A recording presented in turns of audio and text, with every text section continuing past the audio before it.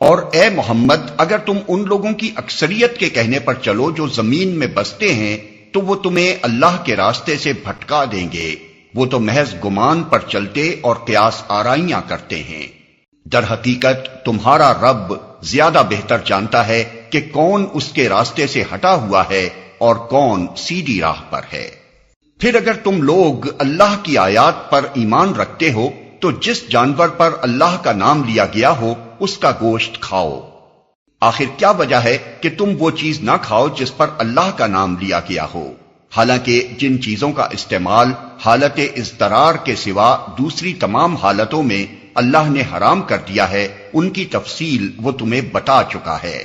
بکثرت لوگوں کا حال یہ ہے کہ علم کے بغیر محض اپنی خواہشات کی بنا پر گمراہ کن باتیں کرتے ہیں۔